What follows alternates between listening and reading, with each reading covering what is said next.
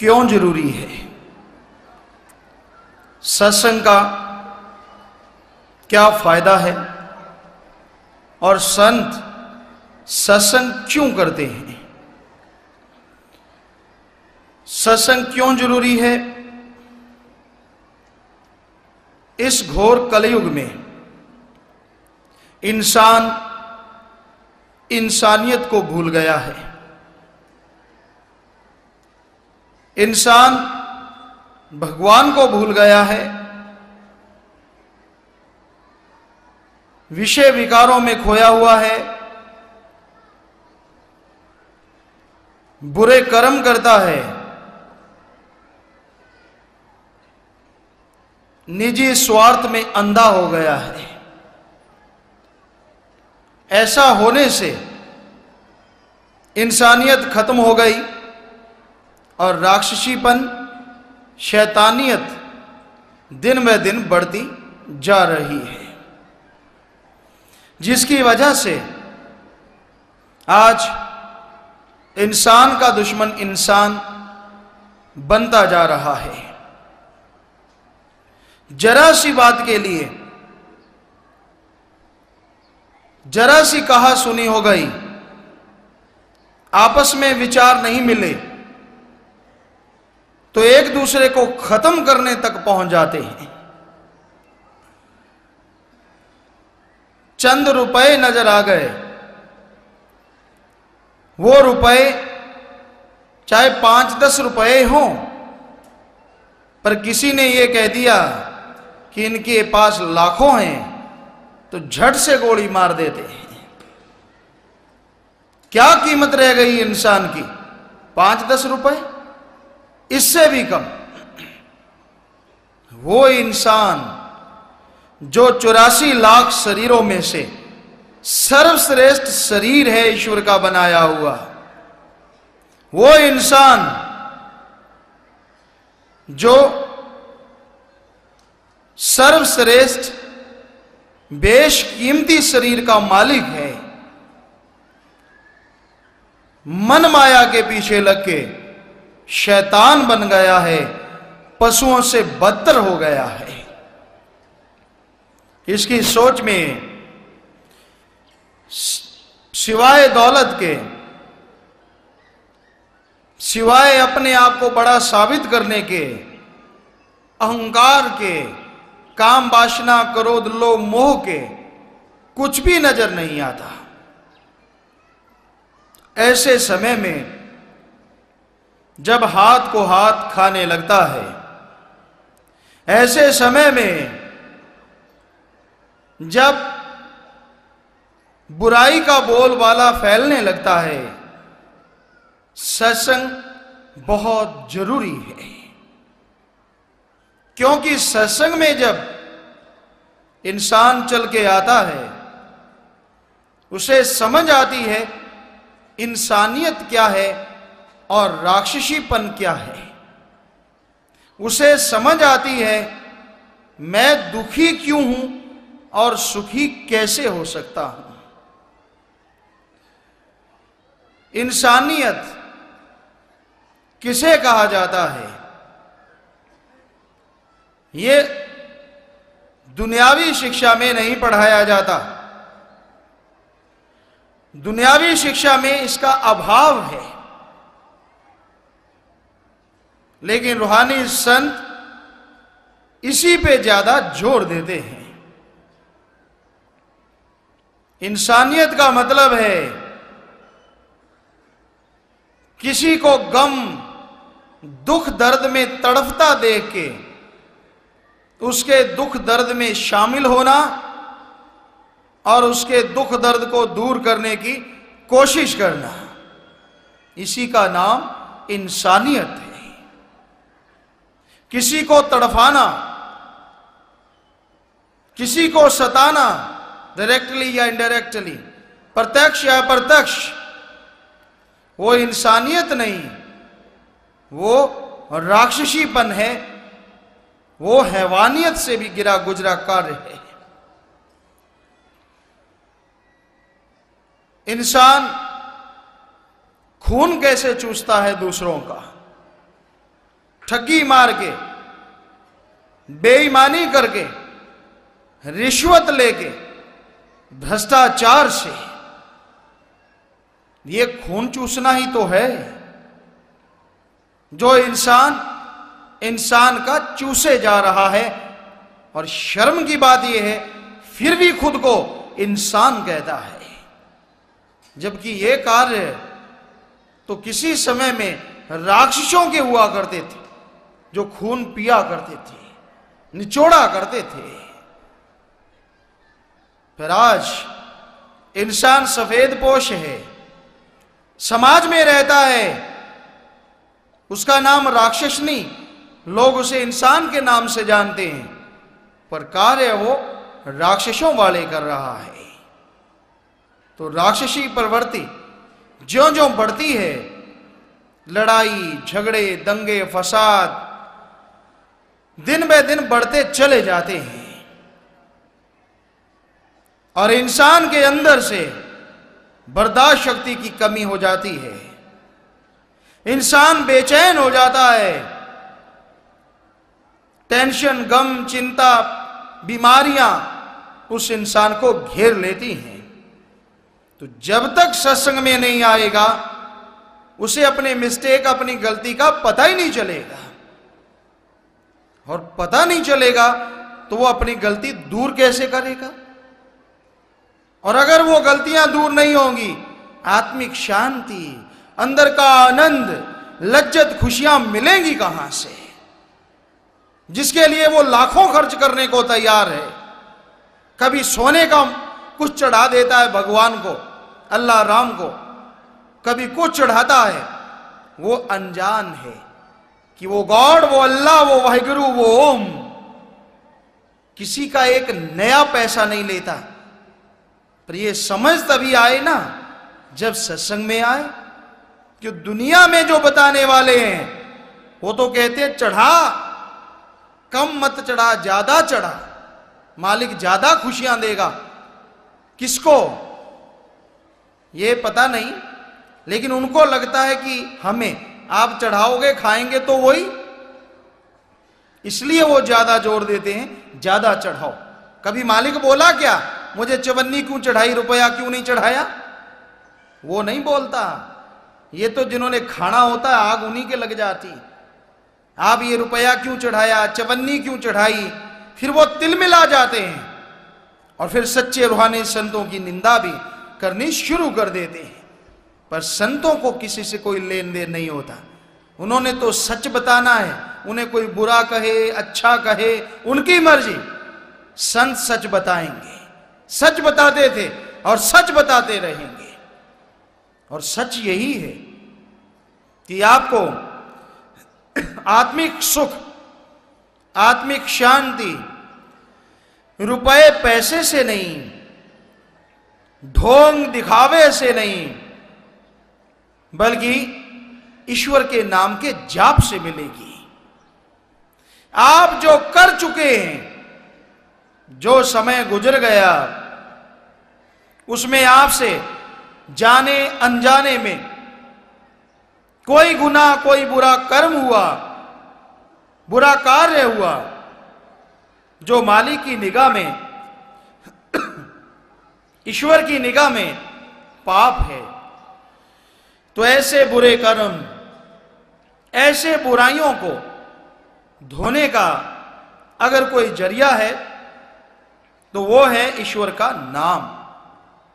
ना कि आपका रुपया पैसा,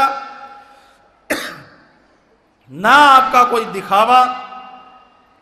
सच्चे दिल से, सच्ची तड़प से आप ईश्वर का नाम जपें, मालिक को याद करें, तो आप अपने उन पाप गुनाहों का बदला चुका सकते हैं, उन पाप बुरे कर्मों को दूर भगा सकते हैं। अगर आप सत्संग में नहीं आएंगे, सुनेंगे नहीं, तो आपको कैसे पता चलेगा कि आपके पाप, आपके गुनाह दूर हो सकते हैं, वो भी बिना पैसे के, बिना ईश्वर को टैक्स दिए, ईश्वर तो लेता नहीं, बिचौलियों को। आप अपने घर परिवार में रहिए, आपकी जो ड्यूटी है, जो भी धंधा आप करते हैं, अच्छा करो, नेक करो, वो करते रहिए।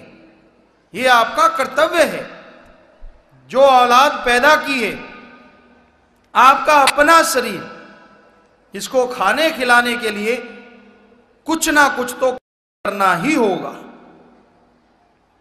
चाहे आप किसान हैं, व्यापारी हैं, दुकानदार हैं, नौकरी पेशा हैं, आप वो कर्म जरूर करो, लेकिन मेहनत की कमाई, हक हलाल की खाओ, खून पसीने की कड़ा परिश्रम करते हुए कमाई करो। कड़ा परिश्रम शारीरिक तौर पे भी है और दिमागी तौर पे भी। हर क्षेत्र में, चाहे वो कोई भी है, जैसे दुकानदार, व्यापारी, बिजनेसमैन, कुछ भी, किसान भाई हैं, तो इसमें शारीरिक मेहनत भी होती है और दिमागी भी।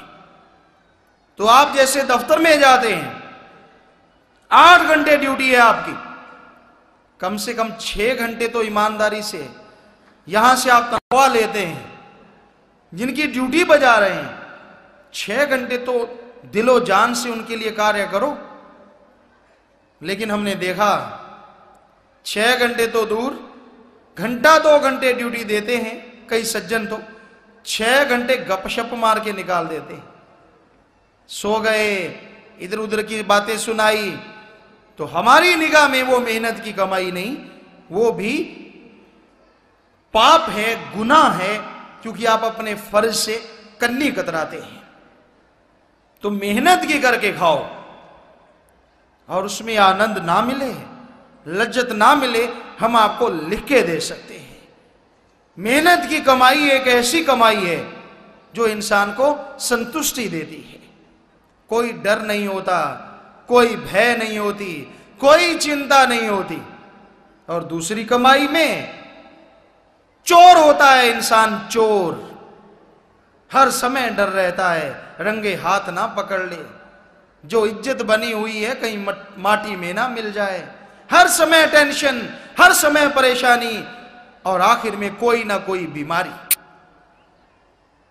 एक तरफ जहर खाता है, औलाद को खिलाता है, और दूसरी तरफ खुद भी उसमें तड़पता रहता है।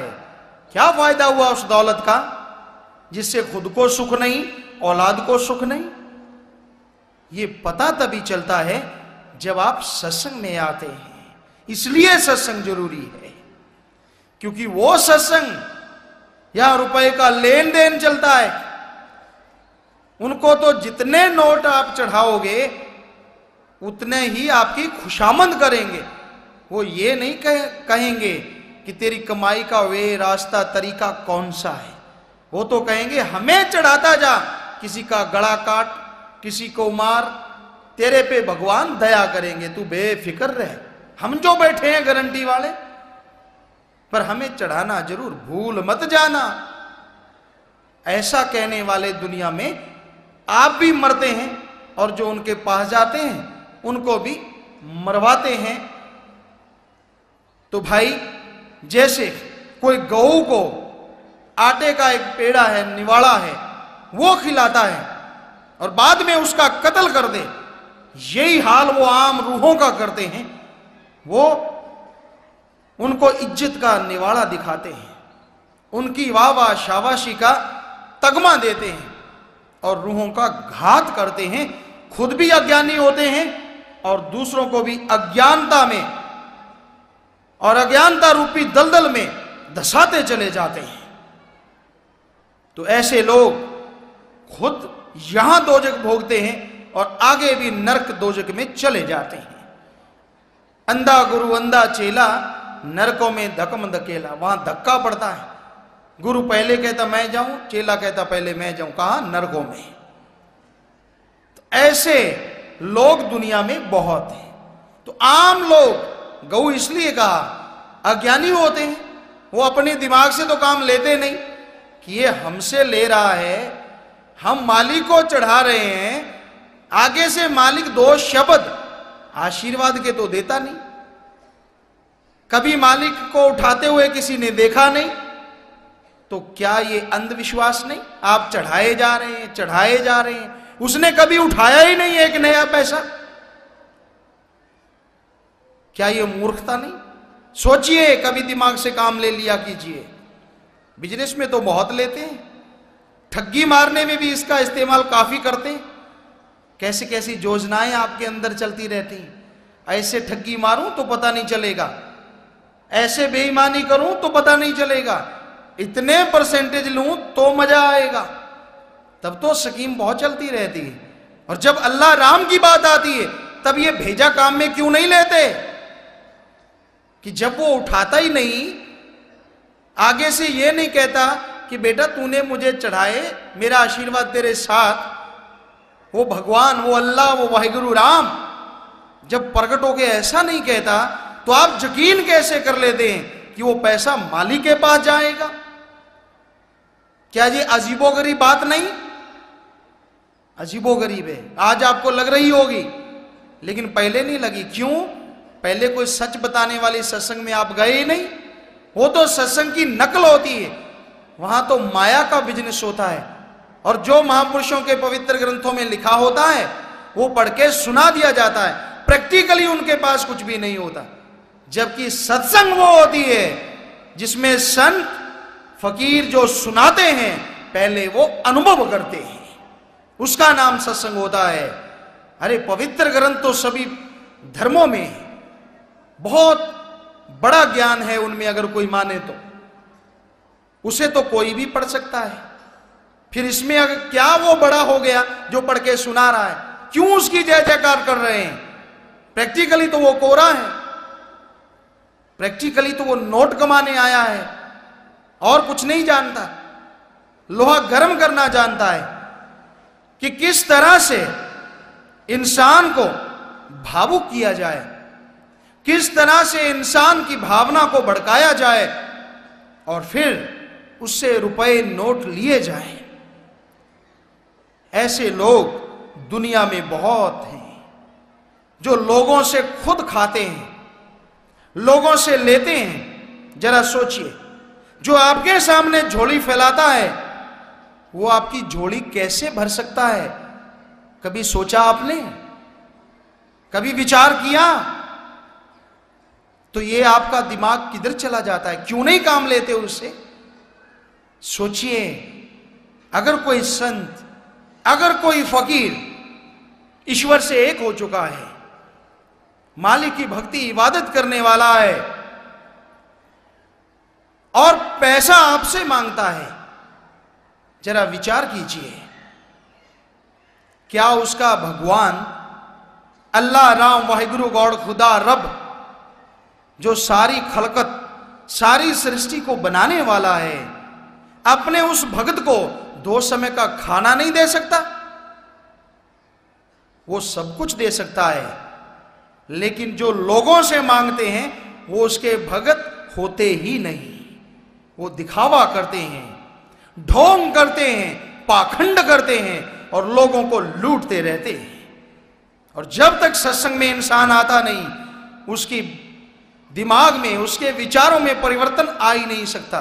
कई लोग लकीर के फकीर होते हैं, उन्होंने इतना उनको पटाया कह लीजिए या मक्खनबाजी की होती है, बटरिंग की होती है कि वो हिल नहीं पाते। हमारा तो वही है, हमारा तो सब कुछ वही है। अरे अंधो, आंखें खोलो, कान ईश्वर ने सुनने के लिए दिए, बंद करने के लिए नहीं। बड़े बड़े पाखंड रचे जाते हैं। कोई कहता है आप ज्यादा टेम्परेचर में, गर्मी में बैठो, आग में बैठो, चारों तरफ आग जला देते हैं, बीच में बैठ जाते हैं, लोगों के लिए अचंभा होता है, वाह कितना बड़ा भगत है।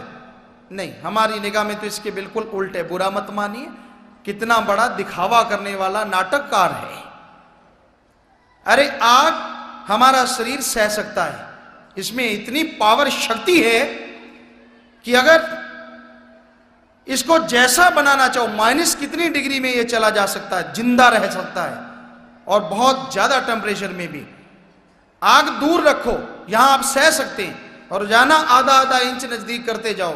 कोई भी आम शरीर आग झेलने के काबिल एक ना एक दिन जरूर बन जाएगा। तो इसमें कौन सी बड़ा तीर मार लिया। कोई कहता है सिर में पानी डालो तो मालिक मिल जाएगा, तो मेंढक मछलियां तो भगवान के पास गई नहीं, वो तो हमेशा पानी में रहती। कई कहते खड़े रहो, बैठना ही नहीं, खड़े रहने से भगवान मिलेगा। कई पशु ऐसे होते हैं जो ज्यादातर खड़े ही रहते हैं, बैठते कभी कभार है, वो तो मालिक के पास गए नहीं। कई नगन घूमते हैं, हमने देखा अपनी आंखों, और लोगों को लगता है ये है बड़े भगत। क्यों? क्योंकि ये प्रकृति की तरह रह रहे हैं। तो वो नाखून क्यों काटते हैं, खाते क्यों हैं, मुंह क्यों हिलाते हैं?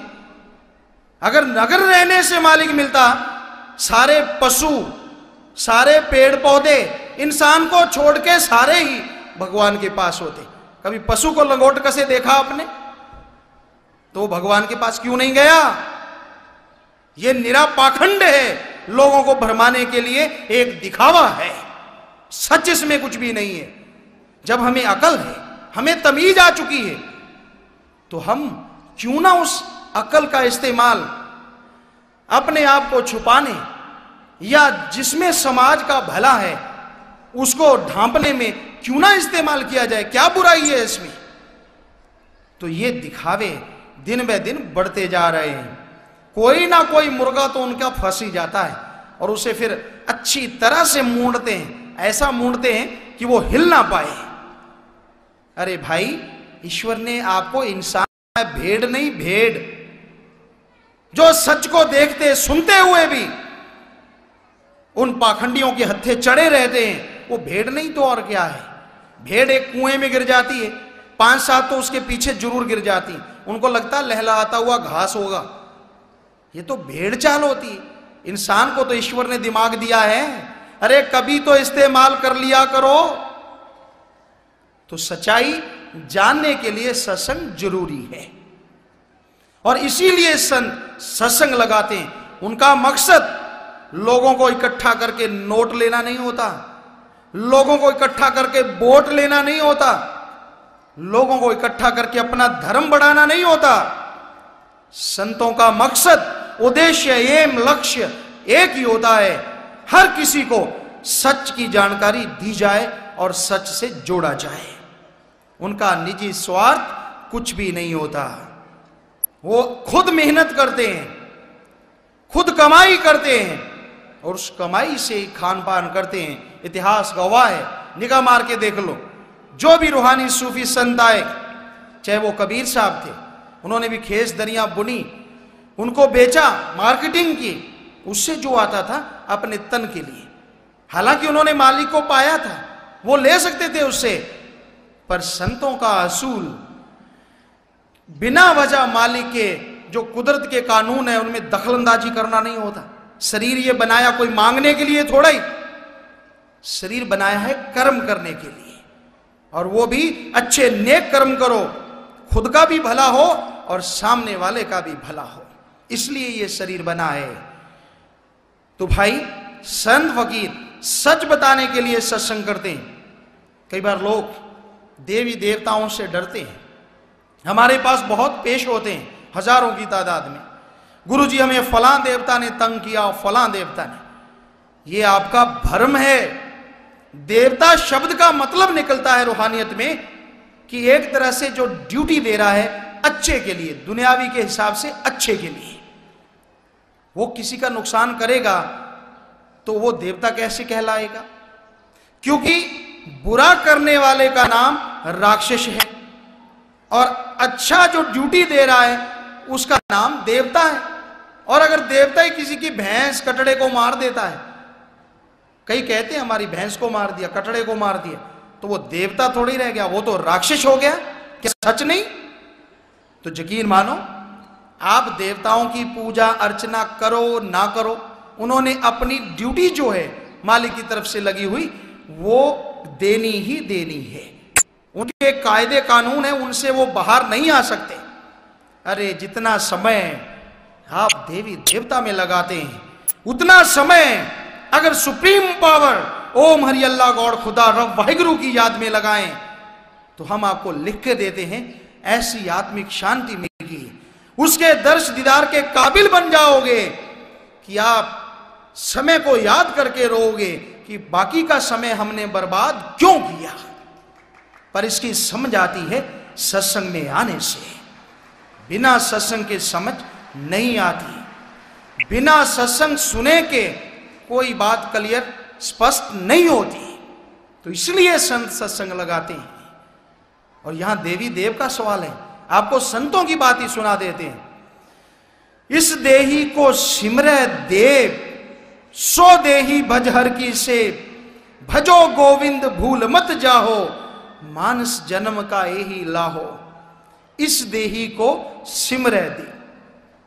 अरे मानस के शरीर को, इंसान के शरीर के लिए सुमरन देवी देवता करते हैं कि हमें कब ये शरीर मिले और कब हम प्रभु की प्राप्ति कर लें। इस देही को सिमरे देव, सो देही भजहर की से। वो सुमरन करते शरीर मिले, आपको तो मिल चुका, फिर उस हरि की सेवा, दीन दुखियों का फायदा करना, खलकत की सेवा में अपने हाथों से लगना क्यों नहीं करते। भजो गोविंद भूल मत जाहो। सेवा अपने आप नहीं हो पाती, मन इजाजत ही नहीं देता, कभी शरीर थकावट मानता है, कभी कुछ कभी कुछ। भजो गोविंद, उस ओम हरि अल्लाह गॉड खुदा रब, उसकी भक्ति करो। भजो गोविंद भूल मत जाहो, भूलना नहीं, मानस जन्म का यही लाहो। इंसानी शरीर का यही लाभ है सबसे बड़ा। तो संतों की वाणी सुनी आपने, देवी देवता आपके शरीर के लिए तड़प रहे हैं और आप उनके सुमरण में लगे हुए हैं। है ना अजीबोगरीब बात। पर सत्संग में जब तक आओगे नहीं, समझ आएगी कैसे। कृष्ण जी कहते हैं एक जगह पे युद्ध भूमि में, जब वो अर्जुन को समझा रहे होते हैं, गौर से सुनने वाली बात, देवी देवताओं के बारे में युद्ध भूमि में जब वो समझा रहे होते हैं, वहां एक कीड़ा मकोड़ा घूम रहा होता है। तो कृष्ण जी अर्जुन को कहते हैं, हे अर्जुन, ये जो कीड़ा मकोड़ा घूम रहा है, ये एक दिन ब्रह्मा था, विष्णु था, वो अवतार था। जरा सोचिए कहां गई ये बात, किधर जा रही है ये बात कि देवी देवता भी एक निश्चित समय तक रूह उस शरीर में रहती, उस पदवी में रहती है, बाद में उस रूह को भी जन्म मरण में आना पड़ता है। क्या ये सच नहीं? तो आप उनकी भक्ति में लगे हुए हैं जो खुद जन्म मरण के जाल में उलझे हुए हैं। अरे देवी देवताओं के ऊपर 3 देव हैं, उनके ऊपर एक जिसे काल महाकाल त्रिलोकी नाथ कहते हैं, पर ये त्रिलोकी नाथ भी समाधि में बैठता है। जिसके पास पावर हो, जिसके पास शक्ति हो, उसको किसी की समाधि में बैठने की क्या जरूरत, जो है ही पावर।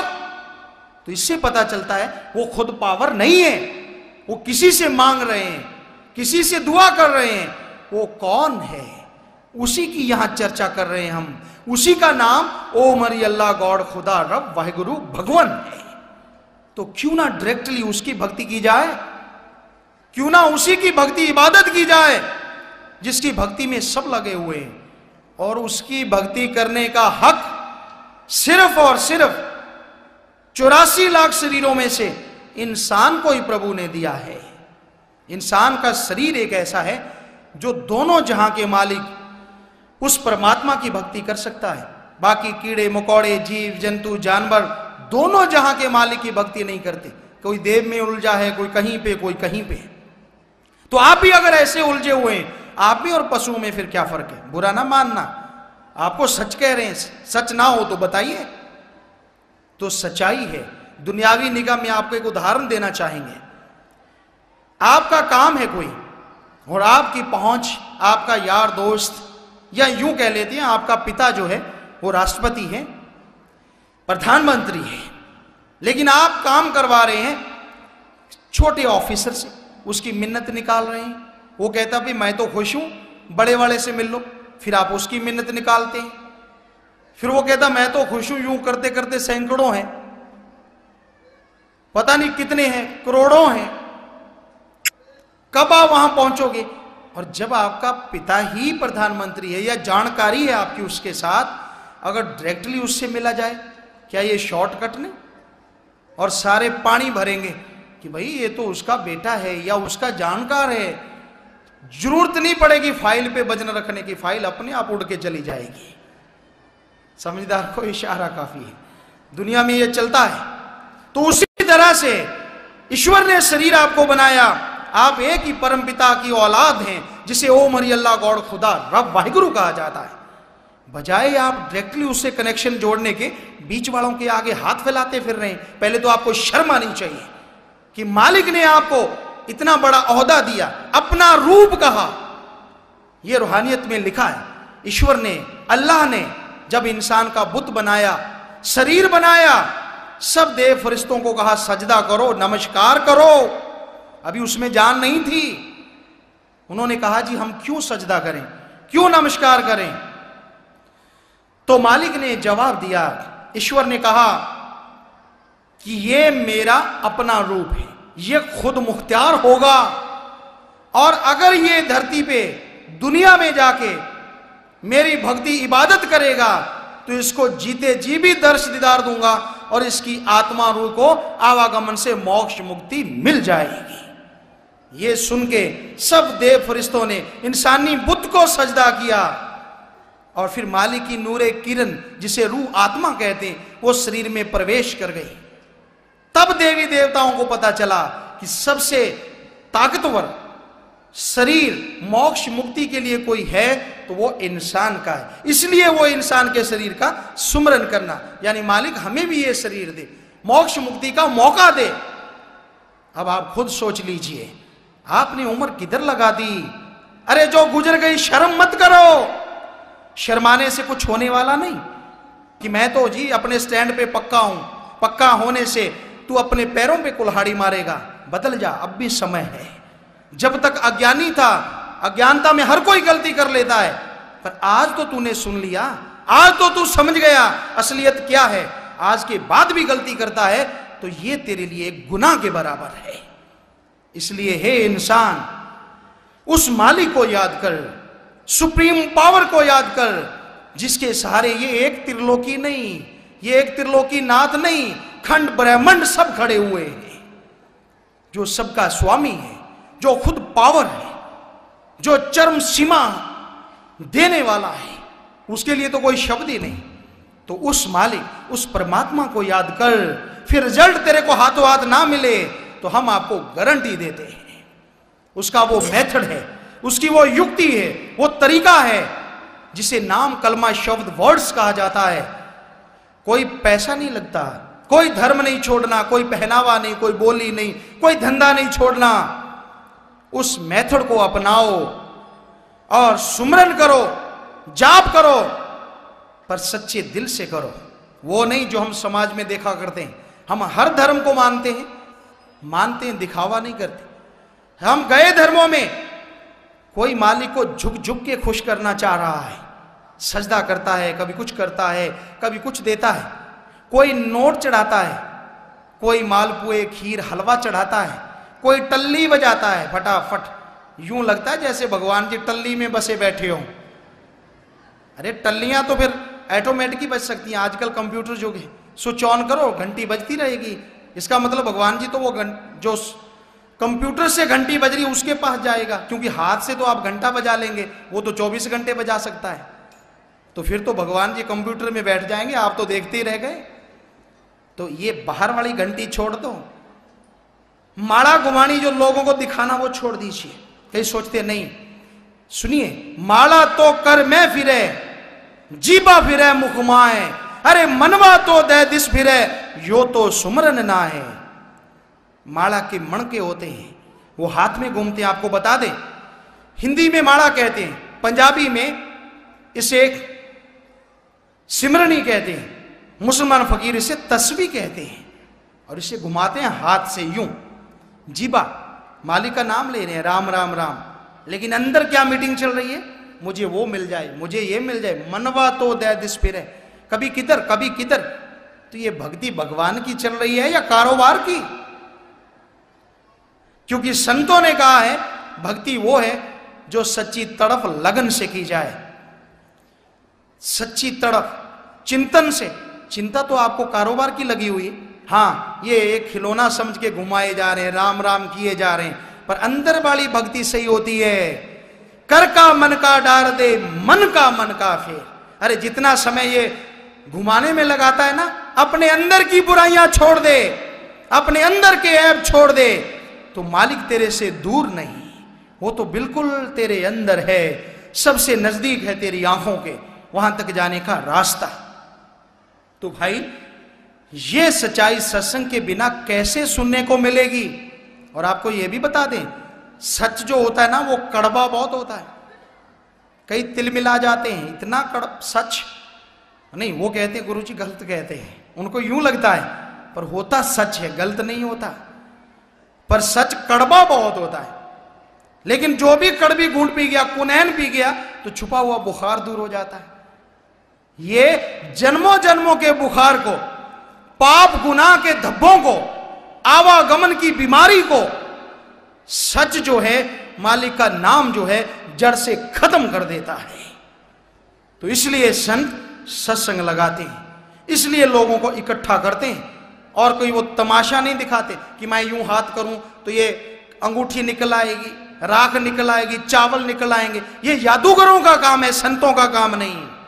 ये उनके लिए अच्छा लगता है। संत चमत्कार को कहर मानते हैं, जहरा चमत्कार, जहरा तौर पे वो कोई चमत्कार नहीं करते, वो वचन बताते हैं मालिक के, परमपिता के। जो वचनों को मानते हैं, सुमरन करते हैं, उनको कदम कदम पे चमत्कार मिलना शुरू हो जाता है। ये भी सच है।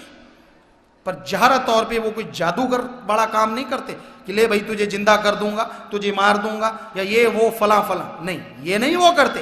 कर सकते हैं, मालिक से एक हो चुके होते हैं वो, इसलिए उनके लिए असंभव नहीं होता मालिक से प्रार्थना दुआ करके मालिक को मना लेना। लेकिन अगर संत ऐसा करने लगे, मालिक की कुदरत के खिलाफ चलने लगे, तो फिर क्या होगा ये आप खुद सोचिए। वो उसकी रजा में रहते हैं, दुआएं मांगते हैं कि हे मालिक, हे ईश्वर, सारी सृष्टि तेरी औलाद है, इनको सद्बुद्धि दे, नेक अकल दे, ताकि ये लोग अच्छे नेक बनके इस धरती पे रहते हुए स्वर्ग जन्नत से बढ़ के नजारे लें, और अपनी जीवन जब इनका समाप्त हो तो आवागमन से मोक्ष मुक्ति हासिल करके आप में समा जाए। और ये 100% सच है। बिना ईश्वर की भक्ति के, बिना परमात्मा की भक्ति के हमसे लिखा के ले लो, आत्मिक शांति, आनंद, लज्जत ना तो यहां मिलेगी और ना आवागमन से मोक्ष मुक्ति वहां मिलेगी। उसका एक ही तरीका है, और कहीं सिर झुकाते फिरो, कुछ भी माड़ा घुमाते फिरो, जितना मर्जी रगड़ा लगाते फिरो, देवी देव तो खुद मोक्ष मुक्ति के लिए तड़पते हैं, किसी को क्या मोक्ष मुक्ति देंगे। इसलिए अगर मोक्ष मुक्ति चाहते हो तो अपने अंदर, जो आपके अंदर बैठा है, ओम हरि अल्लाह गॉड खुदा रब, उसकी भक्ति इबादत में समय लगा के तो देखो, ऐसा आनंद मिलेगा, ऐसी शांति मिलेगी, ऐसी लज्जत मिलेगी, कहने सुनने से परे। और आपको कभी नहीं लगेगा आप अकेले, आपके साथ वो मालिक के शब्द, उसका वो अमृत आबो हयात हरि रस आपको धुनकारें देता रहेगा, आपके अंदर प्राण फूंकता रहेगा, और आत्मिक शांति के सरोवर में आप तैरते हुए, पता तक नहीं चलेगा गम होता क्या है, चिंता होती क्या है, तैरते हुए आप मालिक रूपी किनारे पे पहुंच जाएंगे। तो भाई सच बताना हमारा फर्ज है, हमारा कर्तव्य है, माना ना माना वो आपकी इच्छा है। तो आपकी सेवा में अर्ज किया, सत्संग क्यों लगाते हैं, और कोई उनका ये नहीं होता किसी को लूटा जाए या किसी को तड़फाया जाए। संत कर्म करके खाते हैं, ये भी सच है। यहाँ सच्चा सौदा में बेपरवाह मस्ताना जी के समय से यहाँ कर्म करके खाया जाता है। जैसे अपने खुद हैं, साधु तो करेंगे ही करेंगे, जब भी समय मिलता है फावड़ा चलाते हैं, ट्रैक्टर चलाते हैं, हर कार्य कर सकते हैं हम जो दुनियावी इंसान अच्छा करता है मेहनत का, और वो करते हैं, कोई जी नहीं चुराते। जब भी समय मिलता है जरूर टाइम लगाते हैं, और जितने की जरूरत होती है खाने की साल में, उससे कई गुना ज्यादा करते हैं, फिर खाते हैं। तो भाई संतों का काम ही ये हुआ। चाहे पीछे इतिहास में निगाह मार लो, या जो भी कार्य करते हैं उनमें राय देते हैं, ऐसे फसल लो, वैसे फसल लो, क्योंकि ये भी हमारा एक फर्ज बन जाता है। यहां जो भी आके खाएगा, जो भी कमाया जाएगा, एक सब किताब की तरह है, छुपाया नहीं जाता कि इतना हमने कमाया, इतना दीन दुखियों की सेवा में लगा दिया और इतना लगाने को तैयार बैठे हैं। कोई अपना पर्सनल यहां का एक पैसा नहीं लगा सकता अपने निजी स्वार्थ के लिए, अपनी औलाद के लिए, क्योंकि बेपरवाह मस्ताना जी महाराज के वचन है कि सच्चे सौदे का जो पैसा है वो लोहे के चने हैं। क्यों खाएगा कोई? खाएगा तो हजम नहीं होंगे, खत्म करते जाएंगे। कईयों ने यहां से खा खा के देखा, हम नाम किसी का नहीं लेते, पर वो समझते हम होशियार हैं, चुपके चुपके चुरा के देखा, बेईमानी से खा के देखा, और हम जब निगाह मारते हैं उनके जीवन की तरफ, जीते जी उनका जो बुरा हाल है, मालिक ऐसा कभी किसी का ना करे। और ये मालिक से दुआ भी मांगते हैं कि मालिक ऐसा करने वालों को सद्बुद्धि दे। आपके तो वचन हो गए, पर ये ना समझ है, कुछ ना कुछ रहमत जरूर कर, दया कर। तो भाई ये असूल हम खुद तो 100% मानते हैं, साधु भी मानते हैं, पर 100% हम किसी को नहीं कहते अपने सिवाय। ये हमारा असूल है, हम मानते हैं। उस सतगुरु की दया से अपने आप तो हम कहां से मान लेते? हम तो आपके सेवादार हैं, नौकर हैं, सेवा के लिए तैयार रहते हैं, दीन दुखियों के नौकर हैं, हर समय तैयार हैं। लेकिन हम उस सतगुरु सच्चे मुर्शिद कामिल शास्त्रार्थ जी महाराज की दया में रहमत से ये कह सकते हैं कि वाकई हम इस मामले में 100% उनके वचनों पे फूल चढ़ाते थे, चढ़ाते हैं, उनकी रहमत से चढ़ाते रहेंगे। तो भाई ये सच्चाई है, वास्तविकता है। संत कोई छुपाने वाली चीज नहीं होते कि उनका पर्सनली कुछ और हो, बाहर कुछ और हो, सवाल ही पैदा नहीं होता। जो कुछ भी उनका होता है वो सबको बता दिया करते हैं। छुपाते वो हैं जो कुछ ऐसा करते हैं, लोगों से नोट लेना, ठगी मारना, लूटना, अपने औलाद के लिए कुछ ना कुछ बना के देना, नहीं, सवाल ही पैदा नहीं होता। संत फकीर ऐसा नहीं करते। तो भाई सत्संग में वो नाम मिलता है, मोक्ष मुक्ति का तरीका मिलता है, जो आपको भी दिया जाएगा। पर अभी इसी तरह प्रेम प्यार से बैठिएगा।